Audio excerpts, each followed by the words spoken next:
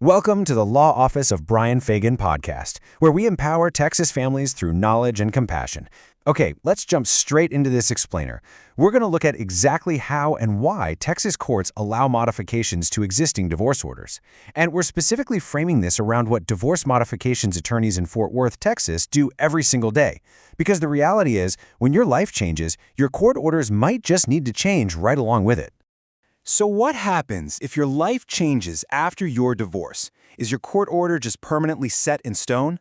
Well, a divorce decree is absolutely meant to provide long-term stability. But come on, we all know life doesn't just freeze the second a judge signs a piece of paper. You might change jobs, maybe you move to a new house in Tarrant County, or your kids might develop entirely new needs, which begs the question, what do you do when your legal framework no longer fits your actual day-to-day reality? Well, to answer that, we're going to unpack this whole topic through a quick 6-step agenda. We'll hit life after the decree, the material change test, modifying custody and visitation, adjusting child support, the legal process, and finally, pitfalls to avoid. Let's kick things off with Section 1, Life After the Decree.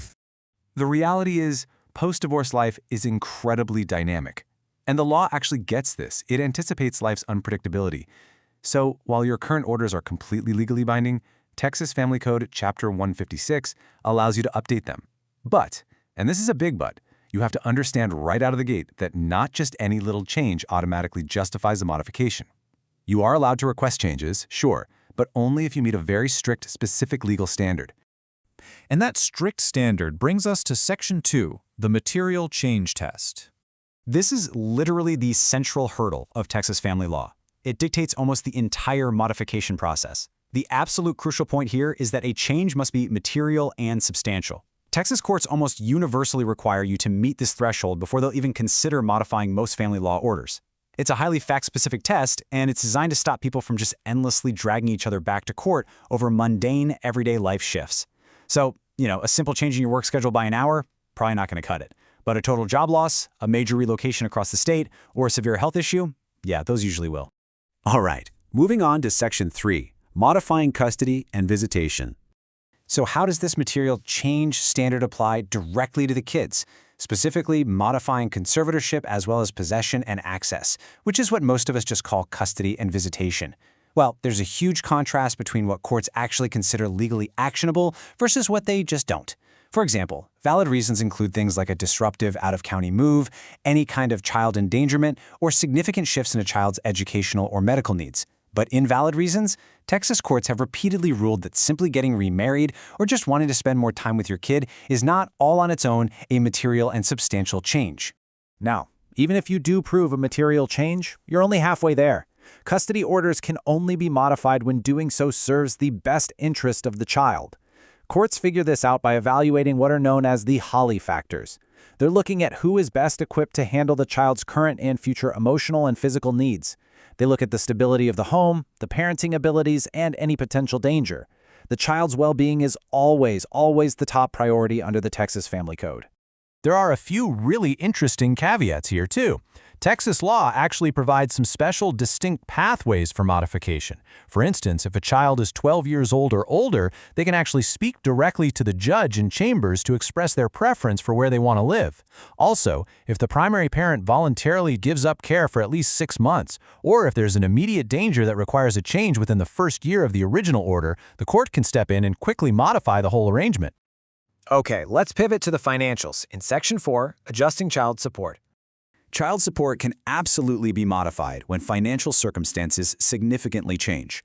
Say a parent loses their job, or on the flip side, lands a massive promotion. Those big financial shifts can absolutely trigger a court-approved modification.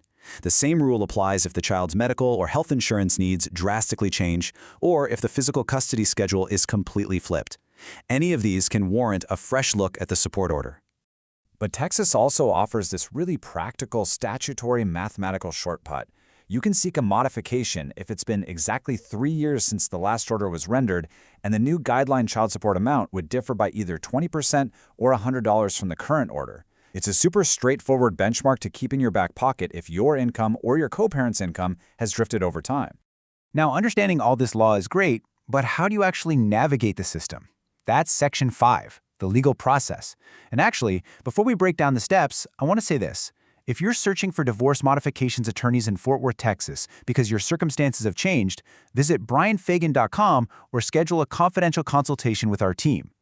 Navigating this takes real strategy, and an experienced attorney can really help figure out if a modification is legally appropriate for your specific situation. So what does that journey actually look like? Well, it starts with filing a formal petition to modify, usually in the court that has continuing jurisdiction, so the county of your original order, like Tarrant County, for example. From there, you go into a mandatory mediation phase. And honestly, this is great news, because roughly 90% of cases settle right there in mediation. It's a huge relief for most families. But if you can't reach an agreement, then you'll proceed to a final evidentiary hearing where a judge makes the final call. But listen, before you even think about filing, you have to prepare meticulously. Changing a court order requires concrete evidence, not just a casual conversation.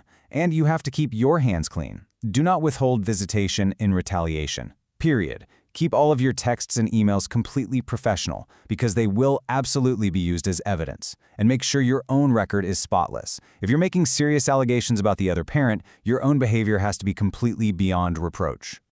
Let's wrap this up with Section 6, Pitfalls to Avoid. Because so many post-divorce disputes get way harder than they need to be, just because of totally avoidable mistakes. Here is perhaps the single most dangerous trap thinking. A verbal agreement is enough. A handshake agreement between co-parents to lower child support or swap a few weekends gives you absolutely zero legal protection. Let me say that again, zero. Your original court order remains fully, 100% enforceable until a judge actually signs a new one. If you just rely on a verbal deal and your ex suddenly changes their mind, you are completely vulnerable to severe enforcement actions. You have to get it in writing, and it has to be approved by the court. The stakes here are incredibly high. Texas law strictly punishes parents who try to weaponize the modification process. If a court finds that you filed a frivolous lawsuit just to harass your ex, they will literally force you to pay the other party's attorney's fees. This is exactly why it is so crucial to have an experienced attorney evaluate your case before you file anything, just to protect your own financial and parental rights. So take a step back and ask yourself, is your life change truly material and substantial enough to justify reopening your court order? If it is, then following the proper legal process is quite literally the only way to protect yourself and your kids. We definitely encourage you to subscribe to this explainer, share it with anyone who might be going through a similar situation, visit the firm's website at bryanfagan.com, or just call the team directly at 281-810-960. Thank you for listening to the Law Office of Bryan Fagan podcast, where families find freedom and peace of mind through education and experience.